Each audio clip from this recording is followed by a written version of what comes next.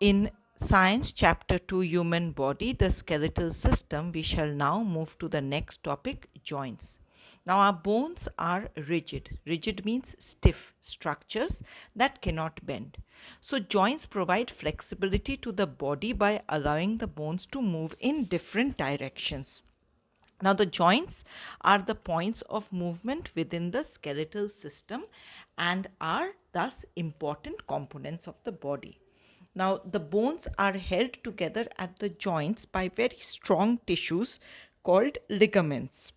In this slide, you can see the ligament of the knee, how it holds the femur and the tibia bones together. Okay, the ligament can be seen in blue. Now, there are two types of joints in our body, immovable joints and movable joints. From the names, you can easily make out that the joints that cannot move are immovable joints and the ones that can move are called movable joints. Now, in the first video where I was teaching you all about the skull, I mentioned that the bones are interlocked. Now, since the bones are interlocked, they are incapable of moving.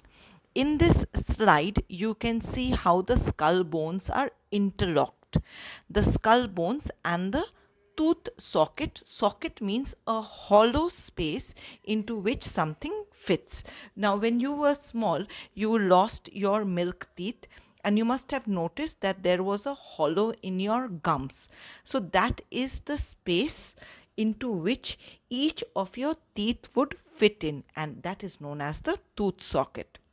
So the skull bones and the tooth socket are immovable or are called fixed joints.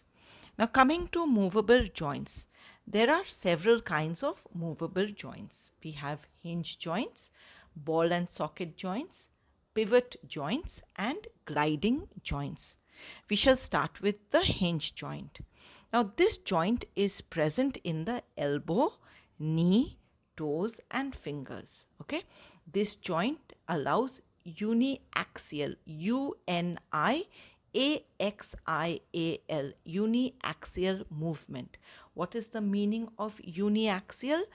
Uniaxial in very simple terms means having one direction. That means this joint allows the movement only in one direction, and it resembles the movement of a door or a window.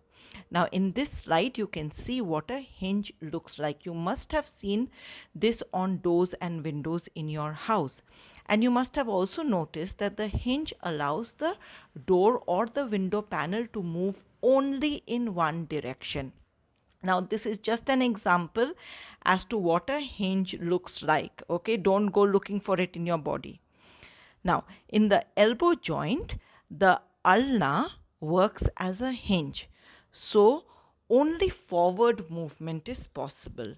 In the knee joint, the kneecap works as a hinge, so only backward movement is possible. That is why you can bend your leg at your knee only in the backward position or direction, and at the elbow you can move your arm only in the forward position. The fingers and the toes also have hinge joints, and that is why you can move them in only one direction as shown in the slide. Now, the next type of joint is the ball and socket joint. I have already explained what the socket means. That is a hollow space into which something fits. Now, here in the slide, you can see the shoulder joint. The part that has been labeled as ball is the ball-like end of the humerus or the like in the arm, the upper bone. Okay, that, and it beautifully fits into the socket of the shoulder bone. Now this type of joint allows us to move our arms in all directions, as you can see in the slide. Now in this slide you can see the ball and socket joint at the hip. See how the ball shaped end of the femur or the thigh bone fits into the socket of the hip bone, and this allows us to move our legs from the hips in all directions. Like you can sit and you can actually rotate your leg clockwise and anti-clockwise. This is because of the ball and socket joint at the hip.